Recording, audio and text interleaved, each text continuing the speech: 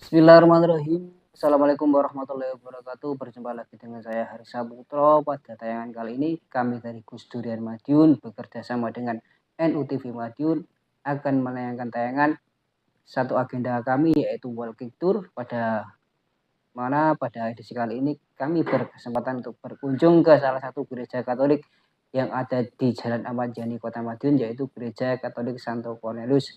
Silahkan teman-teman saudara-saudara menyimak apa saja yang ada dalam video ini yang mana nanti akan dibimbing langsung oleh Romo Adrianus Ake yang mana beliau menjadi pastor di Gereja Katolik Santo Cornelius. Silahkan menyimak video ini selengkapnya.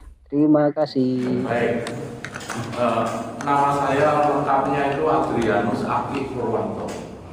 Panggilannya dari kecil sampai besar ini Aki. Jadi Romo Aki. Jadi kalau sudah bersama saya berarti sudah bertemu Aki terbesar. Untuk makan. Saya menjadi Romo itu tahun 99. Jadi ini 26 tahun. Kemudian di Cornelius, singkatnya itu di Cornelius saya semenjak kopi ya, Mas. Ya nanti sesudah itu baru walking ya, walking itu baik. Saya di Madiun itu masuk tahun 2022 Agustus akhir. Ya, Agustus akhir di Mater Dei. Jadi Gusaris di Mater Dei ya. Mater Dei itu gereja di Kota Madiun ada dua. Jadi kalau dikatakan kemandirian gereja Katolik di Madiun hanya ada dua. Jadi Santo Cornelius dan Mater Dei. Mater Dei artinya Ibu Allah, Bunda Allah, Maria. Di sana kemudian saya pindah ke sini itu 28 Oktober ya, dari jamnya tahun lalu, jadi baru berapa bulan ini, 6 bulan setengah tahun ya di Cornelius ya. Lalu berikutnya tadi saya sampaikan singkat saja bahwa ini memang bertanya, loh yang susternya mana? Biasanya kan pertanyaan itu suster ya.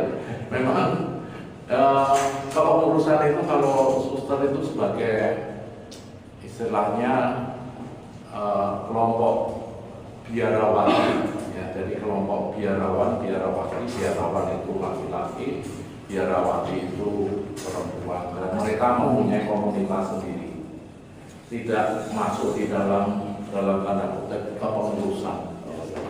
Kepengurusannya dari Bapak Ibu, bisa Bapak Ibu Pak Aris tadi sekretaris, Pak Dia itu singkatnya itu sumber, maksudnya apa gitu ya, sumber iman.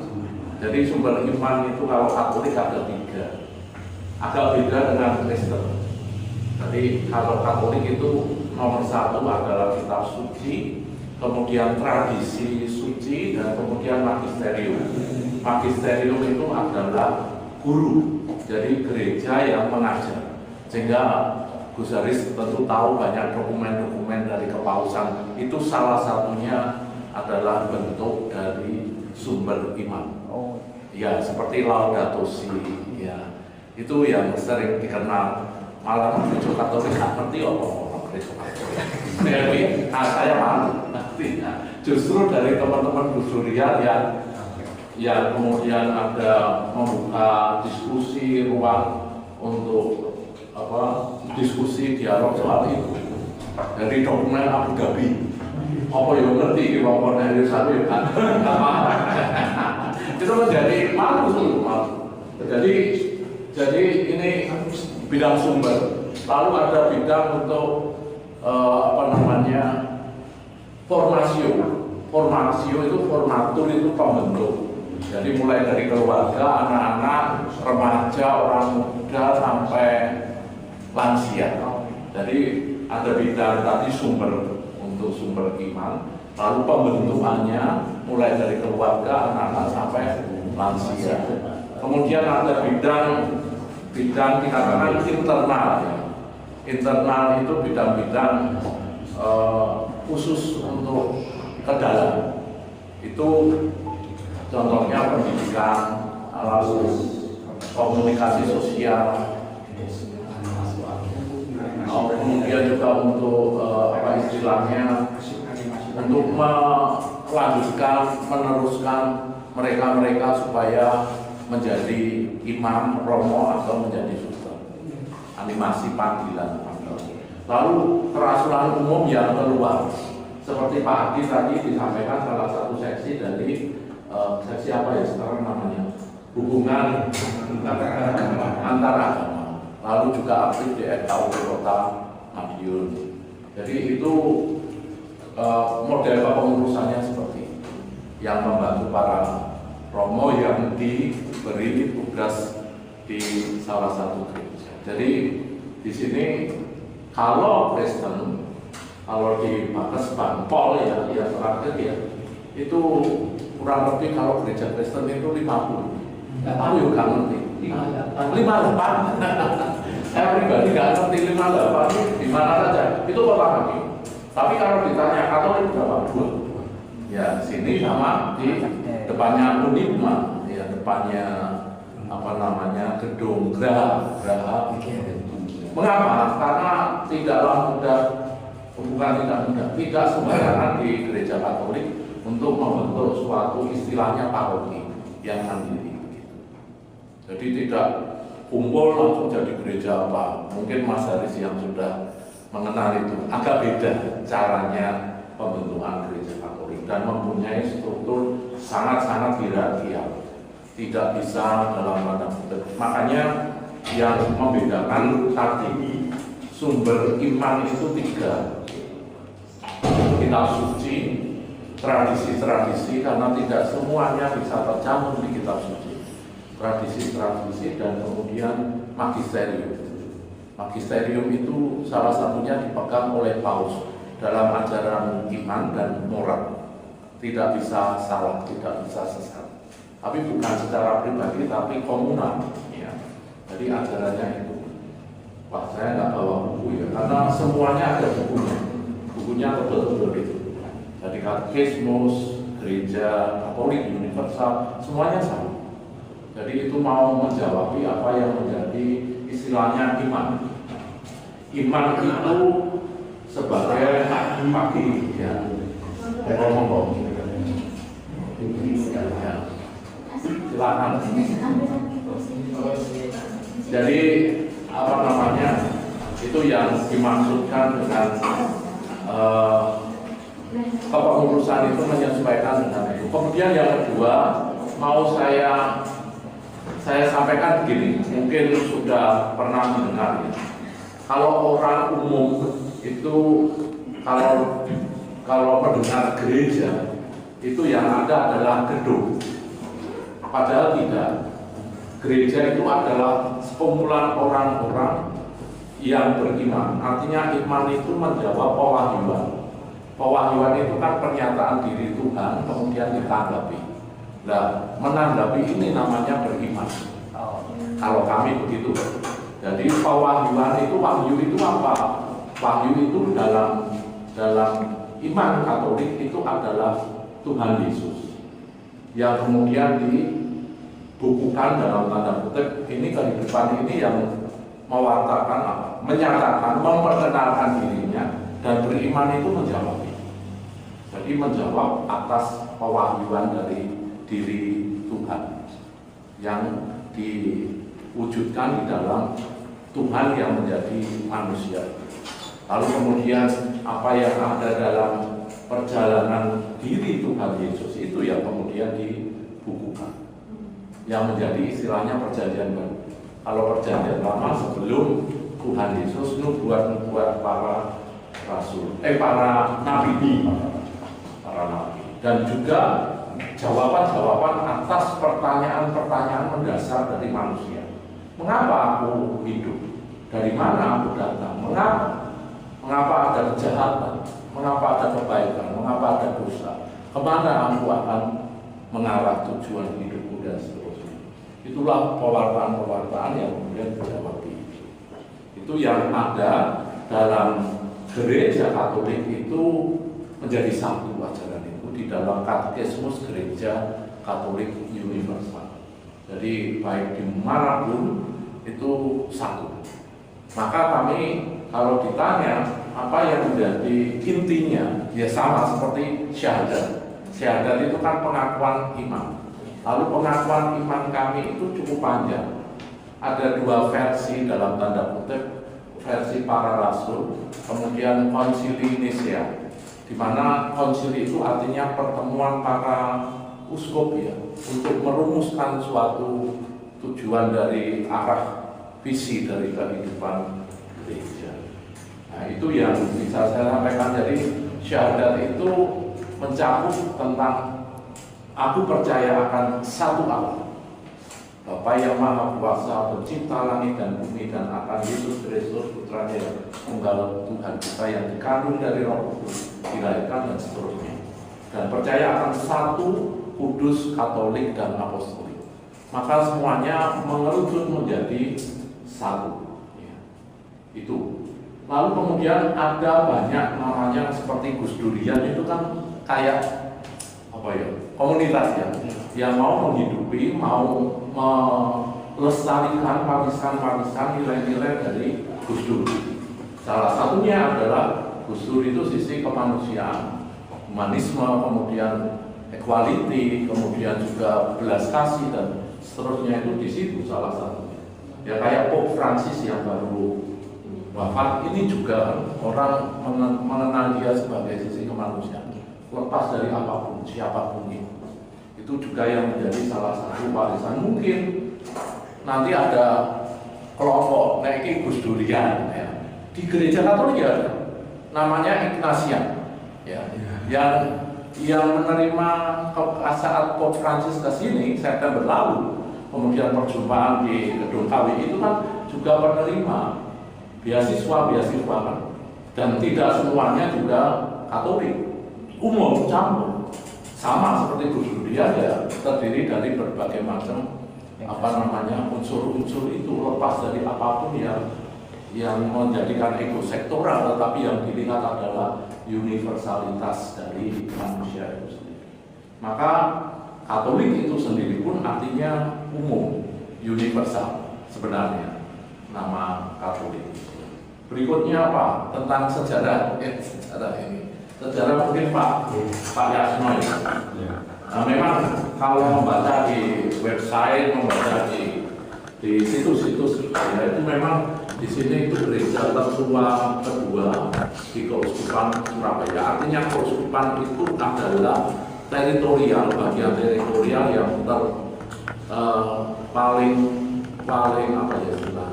atas. Jadi Vatikan itu sebenarnya keuskupan. Lalu uskupnya adalah selalu kemudian menjadi istilahnya paus itu ex officio menjadi uskup Roma di situ, uskup di Vatikan. Jadi jenjangnya sama dengan uskup didik kalau di sini. Ya, uskup didik itu jenjangnya sama dengan paus. Hanya paus itu menjadi istilah kami primus inter pares, menjadi yang terutama pertama dari yang utama. Jadi dia menjadi semacam pemersatu dari para uskup. Tapi paus apakah bisa intervensi ke Surabaya? Tidak. Dia intervensi untuk ajaran iman dan moral. Lalu berikutnya juga tentang kuasa magisterium tadi. Ya, siapa yang memilih uskup, siapa yang kemudian menentukan menjadi kardinal dan seterusnya. Tapi dia tidak bisa intervensi dengan aturan yang ada di keuskupan. Jadi tetap mandiri, namun di dalam hierarkial dan iman moral itu menjadi satu. Dan juga ini menjadi wujud dari kesatuan. Sehingga para uskup itu 5 tahun sekali namanya itu ad limina, ya, itu kepada untuk perjalanan. Jadi 5 tahun sekali para uskup sedunia harus wajib ke Vatikan, ke Bapak Uskup untuk menyatakan kesetiaannya. Jadi kalau nggak ke sana berarti bisa karena kami itu mempunyai namanya celebrate card ya. Iya, jadi kalau ada waktu lalu rame-rame di YouTube ya, mengaku dari Vatikan, mengaku menjadi imam, ya kasih tertawa saja. Karena mulai dari calon imam sampai menjadi imam, itu punya kartu celebrate seperti ini. Jadi misalkan besok Mei, saya ini besok Mei ziarah ke Roma, jadi sekalian maka saya ziarah itu sebelumnya kalau mau mengadakan ibadat selalu ditanya selebrate-nya. Iya, kayak KTP. Ini celebrate jadi menjadi Romo. Foto dapat bisa. Dan itu ada registrasinya di seluruh. Jadi calon imam itu semuanya sudah ada. Jadi semuanya. Izin Jokowi. Ya bisa belakangnya. Ya itu supaya monggo nanti Pak Yasno soal sejarahnya. Kalau saya berada di Kusdurian itu memang ya salah satunya adalah bagaimana Kusdurian itu menampung, tidak melihat sisi perbedaannya. Jadi di Kusdurian itu kan banyak dari berbagai macam agama dan kepercayaan, sehingga berkumpul jadi satu. Walaupun secara teologi barangkali pasti akan banyak perbedaan, bahkan boleh bilang kalau dibenturkan bisa terbentur gitu. Tapi sisi itunya kita hanya dengan perbedaan itu kita bisa saling mengenali.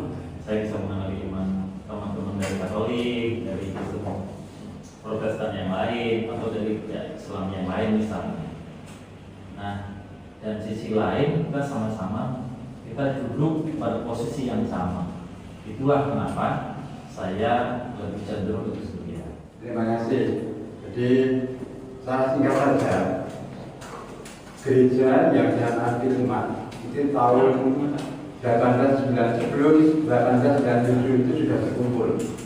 Oleh karena itu pada tahun 1897 Pastor Cornelis Tinford yang bertugas di Magelang itu ditugaskan di Madiun. Nah sebelumnya kita ada di bawah stasi Ambarawa. Jadi Ambarawa kembali Madiun, lalu yang di Jawa Timur ini termasuk Pacitan.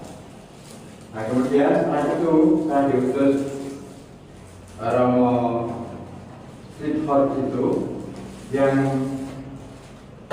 Madiun ini termasuk membawai Ngawi, kemudian Ponorogo, Magetan itu di bawahnya Madiun. Jadi stasi Madiun itu ada dua kasinan, kasinan Kediri dengan kasinan Madiun.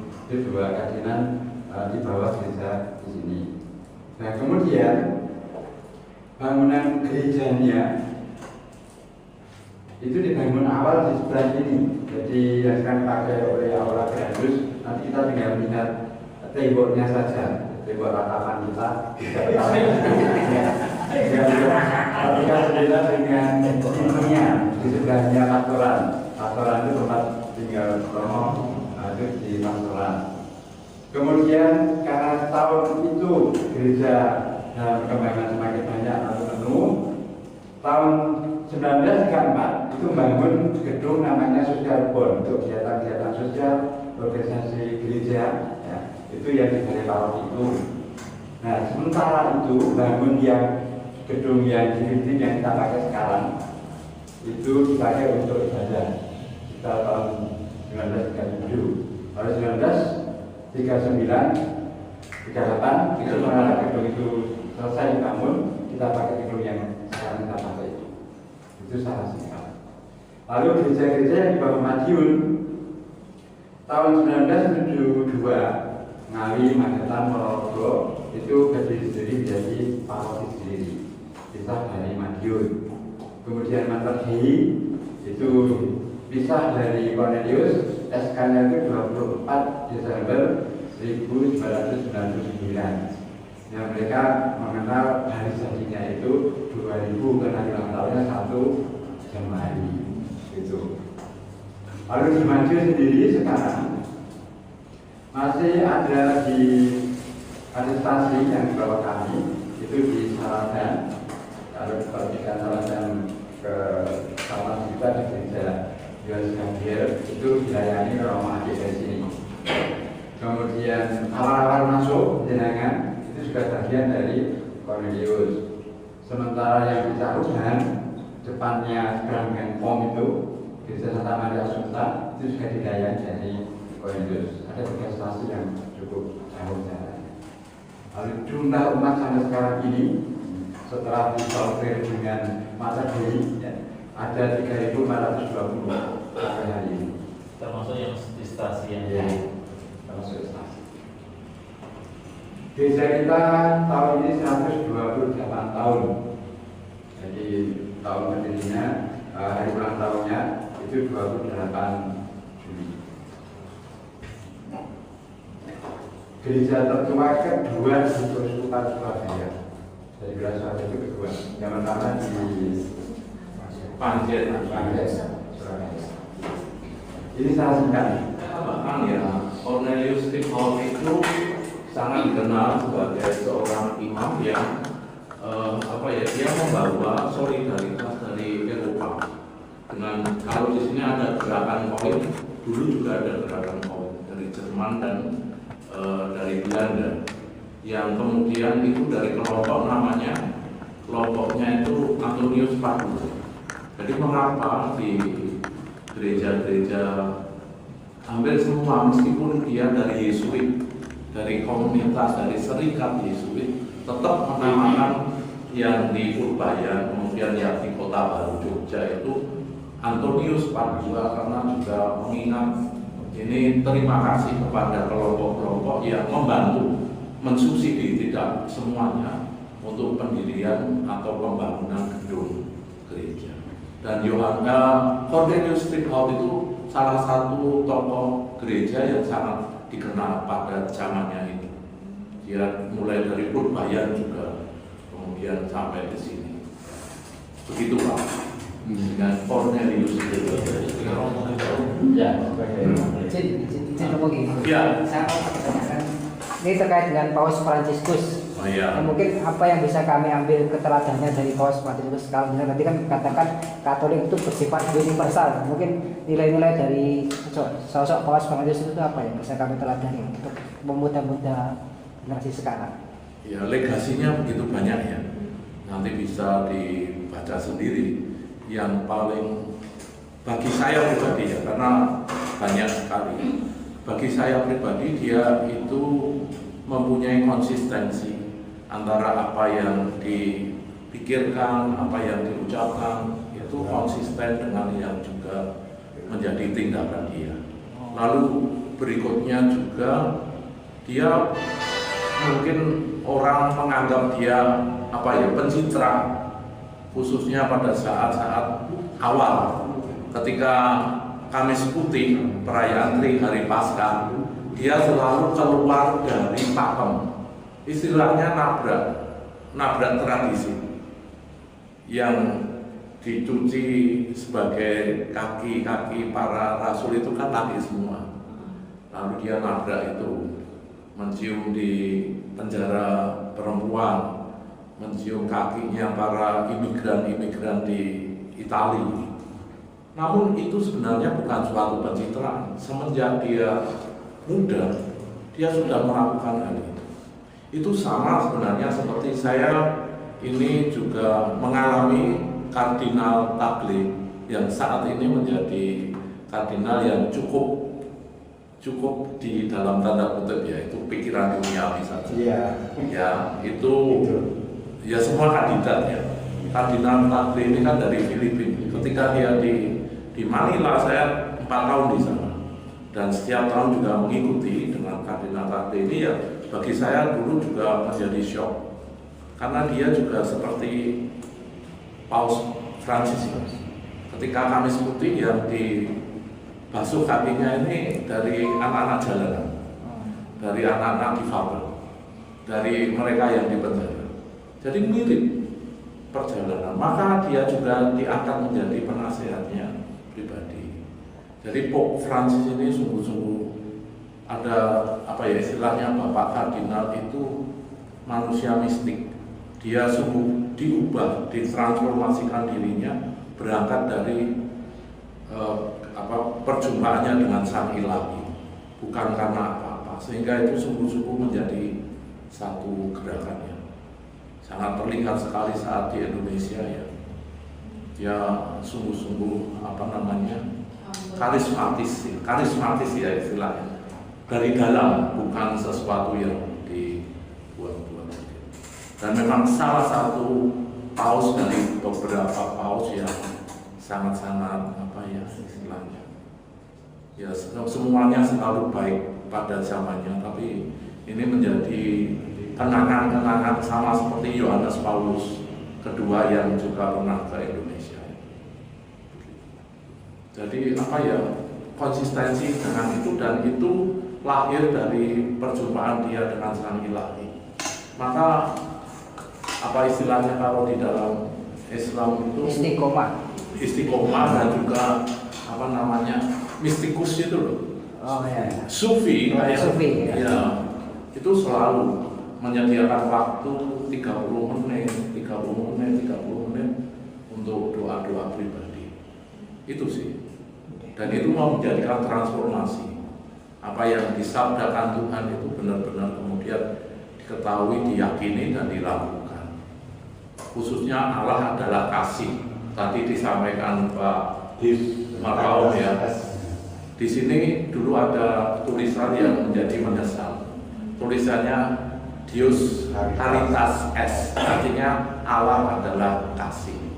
Di mana ada kasih, disitulah Allah hadir, dan itulah yang juga dihidupi oleh Paus. Ya. Mungkin yang terakhir Romo, pandangan dengan tentang sosok Gus Dur. Saya begini, saya pengalaman tentang Gus Dur, mungkin Anda ingat tentang Romo Beni almarhum. Ya. Romo Beni itu di seminari selama kurang lebih 4 tahun itu tetangga kami ya. Saya mengenal Romo Beni, kemudian terjadi tragedi di Situbondo dan Bondowoso. Itu saat-saat saya juga pastoral. Dan di mana yang di Situbondo yang dibakar, dan juga Bondowoso ada teman saya satu angkatan yang lari melompat ya waktu gereja itu. Lalu Romo Beni saat itu kan pastor muda dan saya kenal baik, dan kemudian dialah yang kemudian mulai perjumpaan dengan Gus Dur, dan itu yang menjadi semacam pewarta Romo Beni itu tentang Gus Dur. Ya, saya punya beberapa buku sih tentang Gus Dur. Tapi yang kedua, pengenalan saya kepada anak-anaknya. Saya pernah menjadi waktu di Surabaya itu King of Abdul Aziz King of Abdul Aziz Foundation itu yang kerajaan Arab Saudi dengan Mbak Yeni, dan beberapa kali mengadakan pelatihan itu membekas bagi saya bagaimana nilai-nilai Gus Dur ayahnya itu kepada anaknya ya. Itu yang bisa saya dapatkan dari Gus Dur. Pasti dia parentingnya sangat bagus ya, sehingga anak-anaknya pun juga mewarisi nilai-nilai universal dari Gus Dur. Itu saya dapatkan dari Mbak Yeni ketika mengadakan pelatihan-pelatihan saat itu dari kerajaan Arab Saudi. Ya. Saya masih ingat sekali yang menjadikan saya kemudian semakin lebih terbuka itu masing-masing dari kelompok-kelompok agama kepercayaan itu kita tidak dapat serta mungkin ada yang pernah ya. Lalu masing-masing itu diminta secara bebas menyampaikan asumsi-asumsi tentang misalkan Katolik. Semua apapun yang ada di dalam benakku tentang Katolik. Lalu kemudian berganti dari yang Islam di depan, kami semua kemudian menyampaikan apa yang menjadi entah benar entah salah, tapi itulah yang ada dalam otak kita, yang ada dalam pikiranku yang ada dalam keyakinanku tentang lalu kemudian terjadilah dia. Itu sangat luar biasa, mengharukan sekali. Ketika kemudian satu sama lain itu bisa menyampaikan gini gitu. Ya saya masih ingat sekali itu cara yang luar biasa waktu itu. Tapi ya harus diawali dengan bahwa ini kita semua sama-sama supaya bisa unlock ya, membuka hal-hal yang terkunci satu sama lain dan duduk bersama mendengarkan berbicara bersama. Itu pasti kalau Gus Dur pasti juga mengajarkan hal itulah, bukan praktisnya seperti itu, tetapi keterbukaan itu. Itu yang luar biasa sih. Sehingga dengan humor-humornya itu ya sangat mengesan. Ini Pak, tembok ratapannya tadi. Ya, ini tinggal ini sama di dalam ada sih, tapi di sekolah. Oh, di Bernado. Tinggal tembok-tembok. Saya sudah tembok ratapan. Ya, ini tembok terus aula saja. Ruangannya kecil sih, gerejanya kecil. Ya. Ini situs yang pertama tinggal ini pintu dari samping. Sayang Ya. ini tutup nih. Jendelanya di situ. Jendela gereja. Yang ke sana Yang sana tutup gedung itu. tutup gedung. Tinggal tembok ini satu-satunya. Ya, kita ke belakang ya. Ini yang 1897. Jadi pendiriannya bersama dengan ini tempat pastur itu namanya pasturan. Jadi sama ini nanti kita masuk saja ya. Kita keliling langsung ke belakang. Ini 58-59 dibangun. Tadi ada anjing, takut anjing. Masuk Bobi. Ini masuk Bobi. Masuk. Ngerti ini. Kalau kan ngomong Ini sekolah tinggi swasta pertama di Jawa Timur tahun 57-58 dibangun, kemudian 59. Jadi Akademi Kata Ketik Indonesia itu kata ketik itu untuk sekolah calon guru agama Katolik. Lalu berikutnya Romo Jansen ini membuka bakti luhur. Sekolah itu menjadi sekolah sekolah sosial ya, untuk sosial. SLB. Lalu itu juga untuk SLB, untuk panti asuhan yang kemudian pindah ke Malang. Di Malang itu saat ini ada 700 anak-anak difabel dan juga yang tunagrahita. di Batu. Di Malangnya, dekatnya Unmer. Itu 700 anak Kok jalan lang? di sana. Jalan apa? Mulai dari sini sampai ke sana. Ini menjadi semacam sekolah tinggi swasta pertama di Jawa Timur ini. 59 AKI. Ya, swasta ya, yang swasta. Kita lanjut. Sama dengan B1 ya betul. Dan Widya Mandala itu juga sama, pendirinya romonya sama. Ada lagi yang bilang kata ketik. Lalu ini ke Pasrama.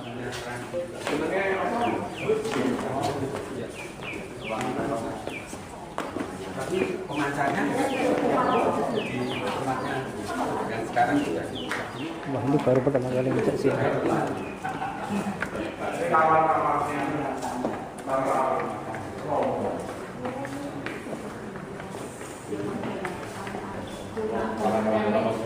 Bangunannya kuno ya, kalau di mata kan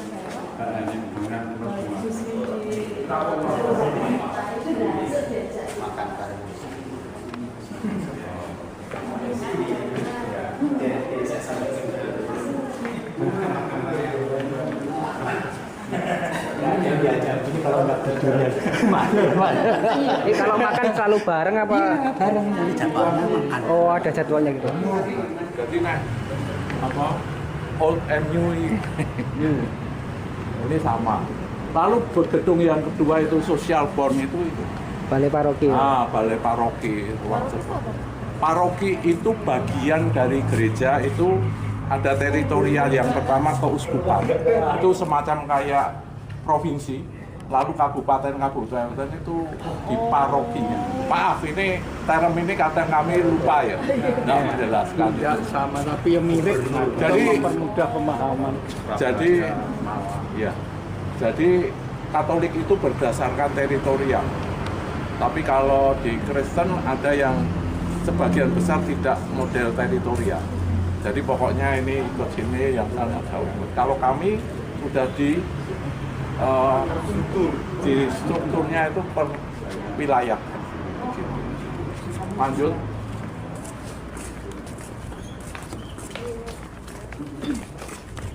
Maksudnya kapel itu tempat doa, adorasi kalau bahasa Inggrisnya ador, menyembah, menghormat. Lalu ini tempat untuk doa 24 jam bagi yang mau meditasi di dalam sini. Jadi tidak di gereja tetapi di sini. Ini yang gedung gereja kedua. Ya, lantainya sudah diganti. Wow. Cuma lantainya yang diganti, hanya masih masuk. Saya ingat-ingat patung yang di itu di Cepuan di sana ada. sudah ada. Nggak tahu. Ini siapa yang pindah? Wah, jangan tanya saya. Saya juga bertanya-tanya karena saya juga dari ibu seorang guru sejarah yang sangat menghargai sejarah. Ini gedung gereja yang kedua. Sana pertama, ini kedua, sembari membangun gedung gereja yang ketiga.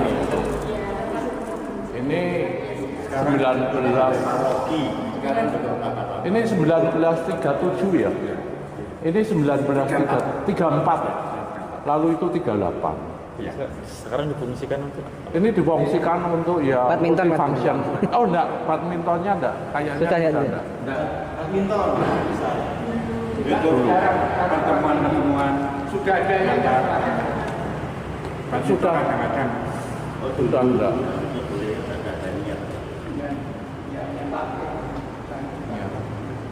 Jadi salah satunya ketika komunitas Jakarta Heritage ya, community itu cukup banyak ke sini. Kemudian ada yang expert ya di bidang konstruksi bangunan. Saya sepakat, dia juga menyampaikan karena saya mendapatkan juga sudah beberapa kali saya sharingkan namanya bangunan Belanda dimanapun ketika dengan komunitas sejarahnya Madiun itu siapa lupa? AVM. Hah? AVM. Septian. Ya.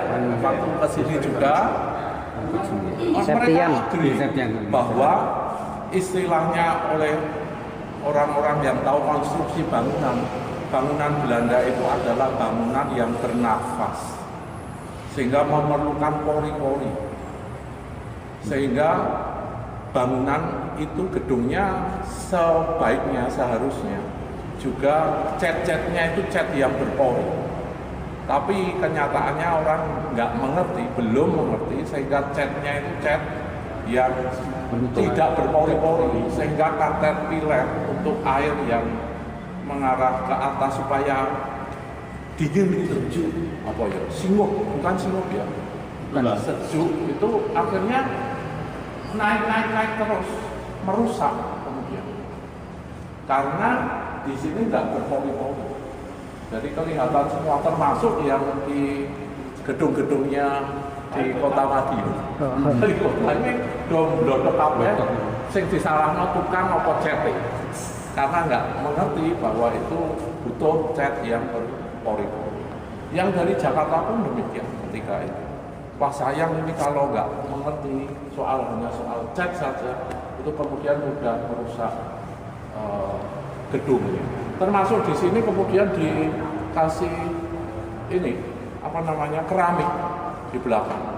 Termasuk di Katedral Surabaya. Itu yang belakang itu di keramik dengan harapan itu mengurangi resapan itu tambah. Karena itu kayak seperti ini terus akhirnya naik merupul. Tapi ini di dalamnya merupul persoalannya. Iya, itu ketika terjadi lembab-lembab itu. Oh, ini sering dipakai. sering pertemuan-pertemuan ya. Ini contohnya, itu yang di sana itu kan kemudian kesulitan ya, seperti itu. Ini tempat doa kalau perbedaan dengan Kristen. Kalau di Katolik ada penghormatan kepada Bunda Maria, Ibu Maria. Seperti itu. devosi penghormatan. Menjadi ibunya Isa loh, Nabi Isa. Siti Maryam. Tapi ini baru ya, bangunan baru. Karena kebiasaan Belanda tidak membangun Gua Maria. Tetapi Marianya itu di dalam. Itu bangunan 2006. 2006. Supaya tidak jadi satu di dalam itu, berombol, kemudian terpisah. Patung asli dari Itali. Begitu, lanjut. Monggo. Ini ada Anno Domini, tahun Masehi. Tahun Masehi, Anno itu tahun Domini, tahun Tuhan. Yang hitung dari 1938 bentuknya ini. Kalau yang pertama 1897 atau 1809. Bileu, jadi dari apa namanya? 19 Perjanjian Lama, kitab suci Perjanjian Lama, di mana Tuhan itu memerintahkan untuk mengadakan tahun Yubel. Yubel itu tahun pembebasan, tahun rahmat Tuhan, di mana harus berdamai ya dengan alam. Jadi sebelumnya tidak boleh istilahnya itu kemudian menanam, merusak lagi, enggak. Lalu juga yang punya hutang harus diberesin, bukan yang diberesin, malah dilunasi oleh dibebaskan. Jadi tahun pembebasan. Itu tahun untuk menyeimbangkan 50 tahun dan 100 tahun. Lalu di Vatikan, di Basilika Santo Petrus itu ada pintu Jubileum. Ya, di mana itu di tembok. Lalu pada saat Paus mengundang tahun Jubileum, mengingatkan gereja untuk berdamai satu sama lain, untuk membebaskan macam-macam hal yang bisa dibebaskan, itu tembok itu dirobohkan, kemudian pintu itu dibuka 50 tahun sekali. Itu hanya pintu seperti ini di salah satu sisi dari gereja. Menandakan karena di kitab suci itu akulah pintu. Yesus menyampaikan akulah pintu, maka diminta untuk masuk di dalam pintu itu. Lalu di Keuskupan Surabaya ada 9 tempat ziarah. Jadi ziarah bagi umat yang mau apa istilahnya itu mengadakan suatu apa ujar ya, orang Jawa mengatakan ujar gitu. Kaul, mengatakan kaul, pengen sesuatu tetapi harus dengan syarat nomor 1 itu niatan yang ikhlas ya, tulus untuk bertobat, lalu mengikuti perayaan-perayaan Ekaristi, lalu kemudian menerima namanya sakramen tobat atau pengakuan dosa, lalu kemudian mengunjungi tempat-tempat ziarah yang telah ditetapkan. Lalu di dalam tempat ziarah ini kemudian berdoa. Intinya Jubileum salah satunya dengan ziarah, karena kita semua ini manusia adalah peziarah. Dan Paus Fransiskus mengundang umat Katolik 2025 ini untuk melakukan peziarahan dalam artian peziarahan batin juga. Ya, itu makanya ada simbolnya ini. Maskot ini. Maskot ini simbolnya luce. Bahasa Itali namanya cahaya, ya, lunas. Lalu ada V sin sky ini menyimbolkan dari berbagai penjuru, manusia-manusia dari dunia, dari penjuru dunia. Ini maskotnya, ya. Kemudian ada temannya anjing kecil yang setia, tetangga setia menjadi Roh Kudus, Roh ya Kudus ini. Lalu ada malaikat. Lalu kemudian ini penjelasan tentang logonya Imperium, tentang figur dari empat penjuru dunia bersama-sama untuk berziarah di dalam gelombang kehidupan dunia, berpegang pada ini kalau kapal jangkarnya disimbolkan dengan salib. Ini menjadi simbol-simbolnya para peziarah. Demikian. Ini yang jadi pertanyaan sekarang. Kalau doa yang seperti itu apa, Pak? Kalau berdoa sambil Berlutut. iya, itu bedanya apa dengan doa yang duduk atau yang berdiri gitu? Berlutut itu lebih kepada suatu penyembahan. Sehingga pada saat-saat tertentu ketika hosti yang dinamakan roti tubuh Kristus itu kemudian itu berlutut. Lalu kemudian ketika ada penunjukan ya itu juga berlutut. Jadi berlutut lebih kepada penyembahan penghormatan. Kalau berdiri itu artinya siap.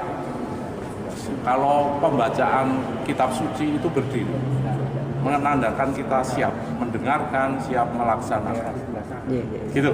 Ya.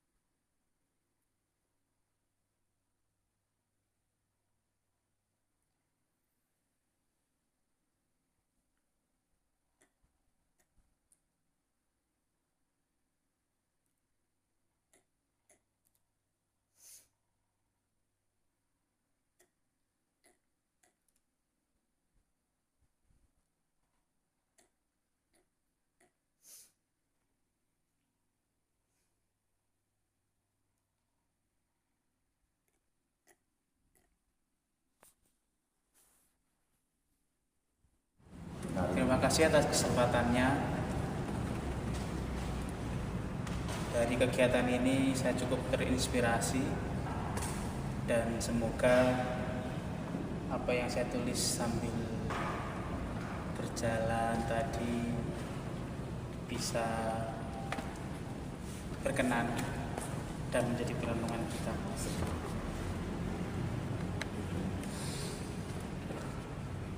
Yesus dalam sujud kalbuku. Yesus, kau bukan sekedar kayu salib. Engkau adalah musim semi dalam hati setiap diri. Engkau daun teduh yang menyajikan hangat seduh. Di wajahmu aku melihat Muhammadku berkaca, mata kalian sama melukiskan cinta. Kau lahir dari rahim perawan seperti puisi yang lahir dari kesunyian, meski pada akhirnya dibungkus kirmiji luka.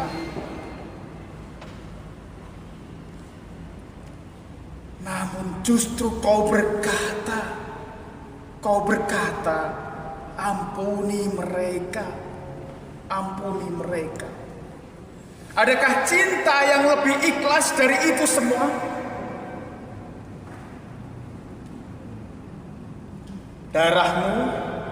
Darahmu bukan hanya milik menara-menara gereja, darahmu juga mengalir di kubah-kubah masjidku. Juga di setiap kening para sufi yang jauh dari mulut gemar menghakimi. Aku tak ingin tahu siapa yang mati di Golgota, tapi aku tahu siapa yang selalu hidup dalam jiwa. engkau pun tetap mencuci kaki seorang pengkhianat dan engkau memeluk erat anak-anak di seluruh dunia. Yesus, engkau bukanlah batu ujian. Engkau adalah bunga di tangan para pendosa yang tak takut layu demi harumnya hari pengampunan. Yang tak takut layu demi pengampunan. Fileski 2025. Terima kasih. Imam, ya, ketika imam mempersembahkan misa, mimpin perayaan Ekaristi itu ada di sini. Ini meja altar, kemudian ini anggur untuk Romo membuka perayaan Ekaristi. Lalu di sini ada mimbar sabda Allah ini untuk membacakan kitab suci di sini. Lalu di sana ada tabernakel. Tabernakel itu untuk menyimpan sakramen Maha Kudus. Gusti roti yang konsekrir menjadi tubuh darah Kristus itu kalau sisa dibagikan ke jemaat yang hadir itu disimpan di sana. Maka ketika di depan altar kita mau naik harus sujud dulu, berlutut dulu, dan yang boleh naik hanya imam dan para petugas pelayan altar. Lalu ada sejarah unik di tabernakel kita itu di ujung atas itu ada lubang jari. Ini bekas tembak zaman tentara Kenil mau merebut kembali Indonesia. Karena gereja ini juga pernah menjadi tempat pengungsian ya, bagi masyarakat, lalu itu ditembak. Jadi masih asli, belum pernah diganti. Ini tabernakel. Lalu ada kursi untuk imam. Lalu yang di sebelah ini untuk misdinar itu para pelayan yang membantu Romo untuk melayani misa. Kemudian di sana ada untuk petugas lektor. Lektor itu yang membacakan kitab suci, yang bermazmur. Nah itu di tempatnya duduk di sana. Kemudian salib ini menjadi identitas khas gereja Katolik dengan korpusnya. Kalau di gereja Kristen yang lain, gereja Kristen Protestan, jarang yang ada korpusnya. Ini gereja Katolik tidak lepas dari korpus ya, patungnya itu.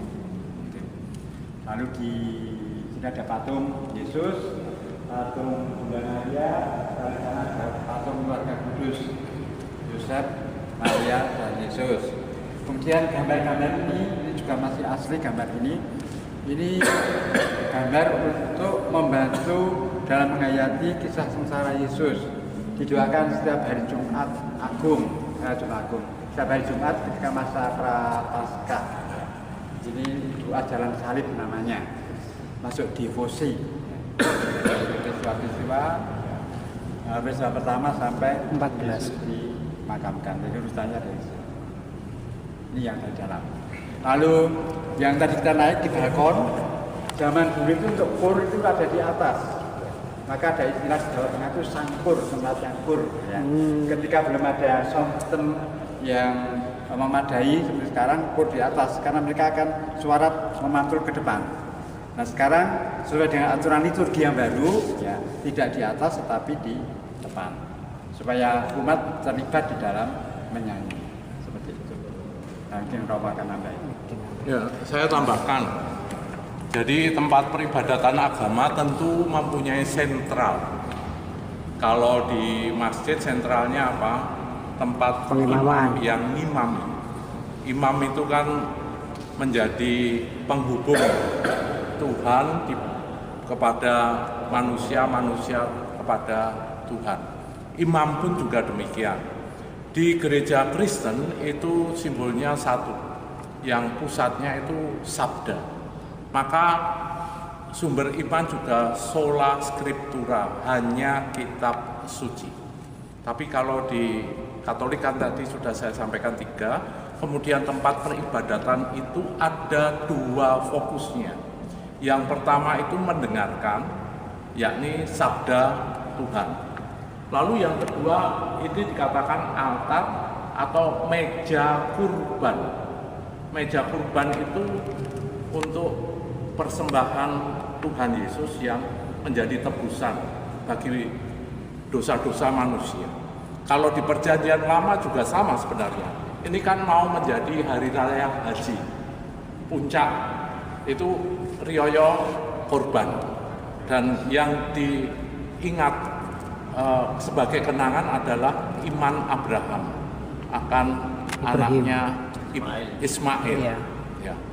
Lalu kalau kami kemudian digantikan oleh Yesus yang menjadi kurban, maka dikatakan pusatnya itu meja sabda dan meja kurban, dan itulah yang kemudian disampaikan Yesus sendiri, inilah tubuhku, inilah darahku, yang kemudian itu dihadirkan setiap kali ibadat di gereja Katolik.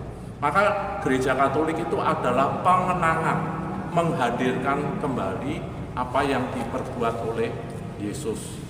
Maka bukan sebagai roti lagi, tetapi meyakini kami ini menjadi tubuh Kristus, tubuh Yesus, dan itulah yang diberikan sebagai makanan rohani di dalam kesiarahan hidup. Jadi ada dua fokusnya. Jadi fokus pertama itu ada namanya upacara pembukaan, kemudian upacara sabda, kemudian upacara kurban, ekaristi, lalu upacara penutup. Simpelnya begitu. Jadi di gereja. Lalu kapan lalu itu waktu teman-teman dari IAIN Ponorogo ke sini itu bertanya, kalau perkawinan itu di mana, Romo? Oh, itu kakek ndelok drakor iki mesti. Kalau perkawinan di sini. Jadi mempelai itu di sini, bukan di situ tapi di sini. Mempelai. Itu upacara perkawinan. Baik, singkatnya demikian. Ada yang mau ditanyakan? Monggo. Itu peniten dan ruang apa itu? Bapak pengakuan. Jadi ada 7 sakramen. Artinya tadi sakramen ini permenopause gitu ya. Sakramen itu istilah di gereja Katolik menjadi tanda sarana kehadiran cinta dan keselamatan Tuhan. Ada 7 sakramen. Sakramen baptis, sakramen krisma, sakramen ekaristi, sakramen tobat ini. Jadi kalau kita berdosa itu kemudian tidak layak untuk menerima tubuh Kristus, itu artinya perlu sakramen. Sakramen itu seperti ya kita membasuh itu loh, mandi kan supaya bersih. Nah, yang bersih kan tidak hanya fisik ya, tetapi yang non fisik kan perlu dibersihkan. Yang membersihkan siapa ya? Saya dan Tuhan melalui gereja. Jadi Romo di situ mendengarkan pengakuan dosa, mulai dosa-dosa kecil sampai dosa-dosa berat. Itu berarti semua dosa, seumur hidup harus diingat juga? Harus ingat dosa terus berarti? Enggak, jadi pengakuan yang terakhir kapan? Misalkan Natal, berarti pengakuan dosa saya yang terakhir Natal lalu. Dosa-dosa saya mulai dari Natal sampai saat ini apa saja? Yang paling menjadi beban apa? 1, 2. Itu mau menyimbolkan bahwa Tuhan itu bukan Tuhan yang menghakimi. Tuhan itu kasih. Dia tidak akan rela kalau manusia yang diciptakan, dikasihi itu terjatuh, binasa. Maka ada sakramen untuk pengampunan itu apabila orang benar-benar mau ya, dengan tulus, dengan jujur mengakui, menyesali. Maka ada kisah di penyaliban Tuhan Yesus kan 3 salib. Ada penjahat kiri, penjahat kanan. Penjahat kanan itu menyampaikan, karena dia mengakui, memang dia ini tidak berdosa. Yang satu lagi, kalau kamu memang benar-benar raja, benar-benar dari yang kuasa yang Allah, lepaskan dirimu dari salib ini. Mencobai. Tapi yang sini menyampaikan ya, Yesus, Tuhan ingatlah aku apabila engkau masuk di dalam kerajaan. Hari ini juga engkau akan masuk di dalam kerajaan surga. Artinya Tuhan itu maha pengampun, maha penyayang terakhir. Tidak akan hitung-hitung soal dosa apabila orang sungguh kemudian menyesali. Sehingga pada akhir detik-detik hidupnya pun pengampunan kerahiman Tuhan itu nyata. Kalau dilihat dia pahalanya apa? Wong kurang sebentar lagi mati.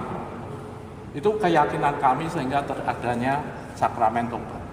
Apa yang kau lepas di dunia akan terlepas di surga. Apa yang kau ikat di dunia akan terikat di surga. Itu sabda Yesus kepada para murid yang kemudian dilanjutkan sampai saat ini oleh para imam yang menjadi apa istilahnya, bukan pengganti ya, kami ini penerus untuk sakramen-sakramen ini.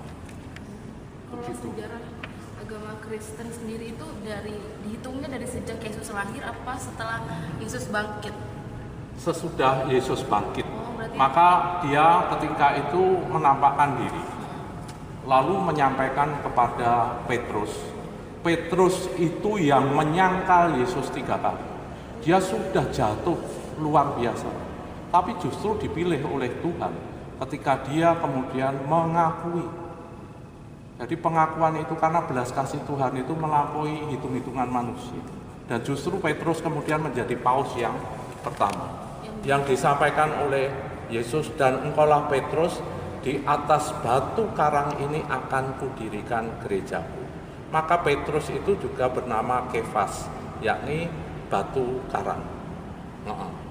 Lalu apakah sejak Yesus lahir? Kita nggak ngerti, karena iman Katolik, kalau katakan mungkin Kristen berbeda, iman Katolik itu bersumber pada Paskah, bukan pada Natal. Jadi iman itu muncul karena kebangkitan, karena kalau tidak bangkit maka sia-sia iman kami. Jadi kebangkitan itulah yang menjadi sumber pokok dari iman Katolik. Maka perayaannya kalau Paskah seminggu lama, 40 hari pantang dan puasa. Lama persiapannya sama. Kalau Natal cuma sehari tok selesai, tidak ada yang khas di dalam ibadatnya sebenarnya. Paskah itu yang kemudian menjadi luar biasa. Makanya kalau melihat kok di Katolik kok lama sekali ya, ada Minggu Palma pakai daun, ada pencucian kaki, kemudian ada penyalipan, kemudian ada visualisasi jalan salib, ya melihat itu. Lalu ada upacara cahaya, lalu minggunya kemudian juga baru hari raya Paskah. Jadi begitu. Kalau dikatakan lahirnya gereja sebenarnya tidak sesuatu yang kayak kronologis ya, bukan kronos, bukan sesuatu waktu yang bergulir kalau dari 1 menjadi 2, 2 menjadi tidak. Di dalam kitab suci ada 2 istilah waktu. Yang satu kronos itu kayak jam itu, tik. Yang satu itu kairos. Kairos itu ya waktu, tetapi waktu yang sesuatu yang apa ya, yang bergerak dan melampaui apa ya, melampaui hitung-hitungan manusia, ruang dan waktu. Kairos, kesempatan. Ya sama seperti ditanyakan, kami sendiri juga mengatakan hari raya Pentakosta itu juga hari raya kelahiran gereja. Karena waktu itu diutus Roh Kudus, artinya Roh Kudus itu untuk menjadi penyatu dari gereja yang sudah ditinggalkan oleh Tuhan Yesus. Tetapi juga Kamis Putih itu penetapan perayaan ibadat kami ini. Ya, apakah itu sudah gereja? Persiapan. Kayak ada seorang turis, seorang Romo dari Prancis yang bertanya ke saya ketika ke museum Frederik Jogja, ya. Itu kan ada diorama. Lalu dia berhenti cukup lama membaca tentang Sumpah Pemuda itu. Pernah saya sharingkan. Dia bertanya, kenapa kok nggak Merdeka 28? Mengapa kok 45? Saya juga bingung, tapi ingat ibu saya. Ini namanya embrio. Kemerdekaan Indonesia itu tidak diberi. Kayak di Malaysia, kayak di Australia. Tetapi kita ini berjuang. Jadi ini embrionya sampai kemudian lahir di 45. Demikian pula dengan gereja, bukan sesuatu yang gitu enggak, tapi kairos. Mulai pelan-pelan ini sudah sebenarnya embrionya gereja. Ya kayak contohnya lah. Sekarang Cina khususnya, kalau kelahiran itu dikatakan lahir itu anak usia 1 karena sudah dihitung semenjak di kandungan. Nek wong Jawa hitungannya weton, ya kan. Terus kalau masih nanti setahun baru usia 1 tahun. Nek no Cina kan lahir kuwi siji. Korea Karena kehidupan Korea juga, kehidupan itu sudah dimulai sejak janin itu. Nah, sekarang mau dihitung dari mana ini? Gitu. Baik, itu terima kasih pertanyaan. Kegiatan hari ini seru, semoga nanti ke depannya ada kegiatan-kegiatan seperti ini lagi, nggak cuma di agama Katolik, tapi juga di agama-agama lain. Terima kasih.